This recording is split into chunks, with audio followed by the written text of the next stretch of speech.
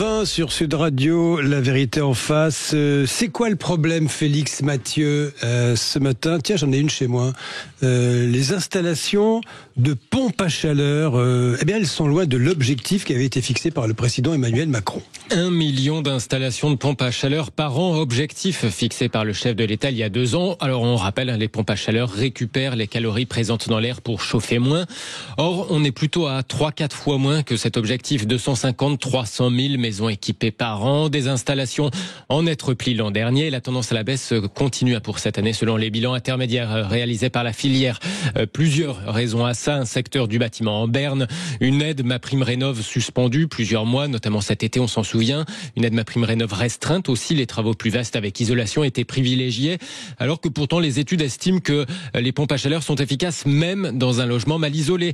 Autre raison, des prix de l'énergie plutôt redescendus depuis le début de la guerre en Ukraine. Autrement dit, quand les factures de gaz, d'électricité ou bien de fuel sont moins douloureuses qu'avant, on a tendance à trouver moins urgent d'investir dans un équipement plus économe, mais qui coûte plusieurs milliers d'euros à l'installation. Alors, est-ce qu'on veut vraiment rester dans la dépendance aux pays exportateurs d'énergie? Me répondait à ça le président de l'Association française pour les pompes à chaleur. D'ailleurs, on sera avec son collègue le secrétaire de l'association dans un instant. Félix, l'État espère relancer la filière pompe à chaleur avec un coup de pouce chauffage. Mais qu'est-ce que c'est? Eh oui, c'est une nouvelle aide entrée en vigueur au début de ce mois. Oui, en octobre. Une aide censée durer jusqu'à fin 2030 pour l'installation des pompes à chaleur. Elle est financée par de l'argent privé. C'est les fournisseurs d'énergie qui sont tenus de mettre la main au portefeuille pour la rénovation thermique sur le principe du pollueur-payeur. Donc à la clé concrètement, 3 000 à 13 000 euros d'aide pour les travaux en fonction de votre revenu. Le plus souvent, vu que c'est quand même un bon investissement, il devrait y avoir un reste à charge. Mais bon, ça peut quand même faire la différence au moment de se lancer. En tout cas, c'est bien ce qu'espèrent les professionnels du secteur. Je croyais que c'était fini, la distribution des chèques énergie et autres. Bonjour à vous, Arnaud Kotzmann. Bonjour, merci de votre invitation. Nous sommes ravis de vous avoir. Vous êtes secrétaire de l'Association française pour les pompes à chaleur, l'AFPAC. Je précise, je rappelle, celui qui vous interroge, votre serviteur dispose d'une pompe à chaleur, je connais le sujet.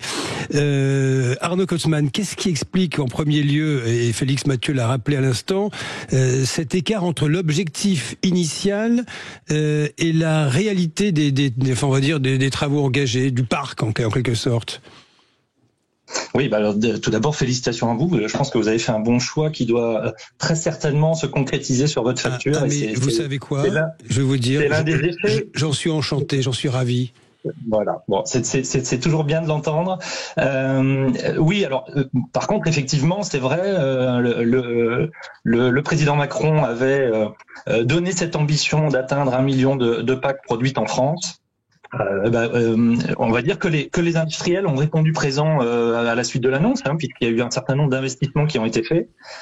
Par contre, le marché, ces 2 dernières années, s'est un peu retourné après avoir connu une très très belle dynamique sur les années 2020, 2021, 2022.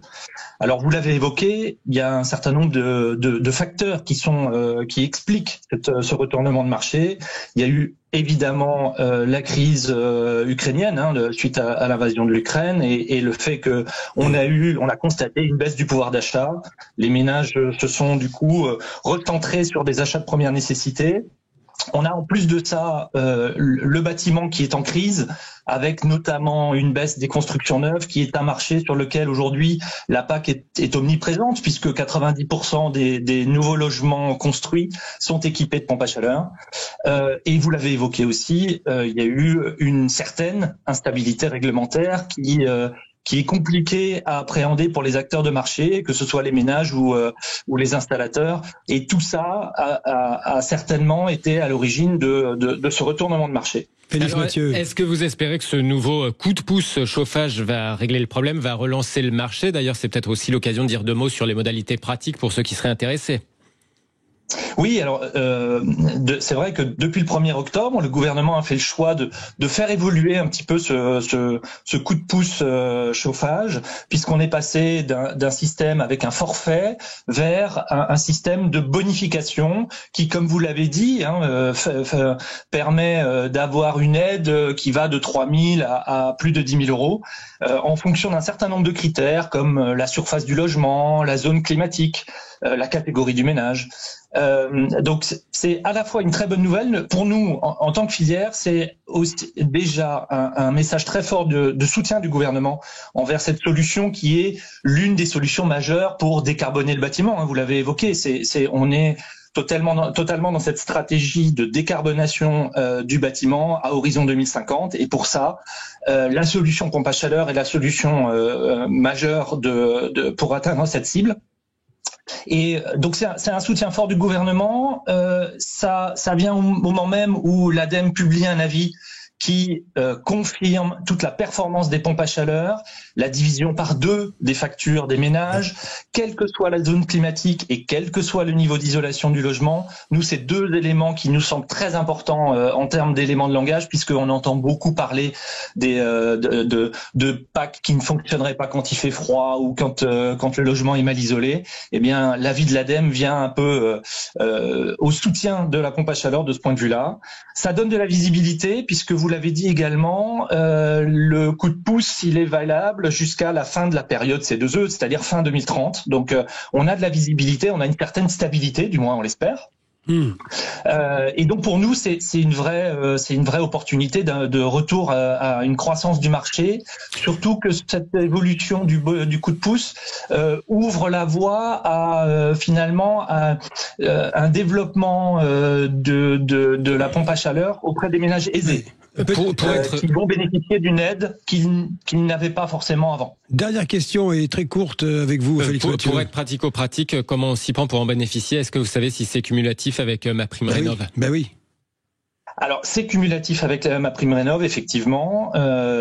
Donc c'est ça, de ce point de vue-là, ça ne change pas par rapport à la situation d'avant.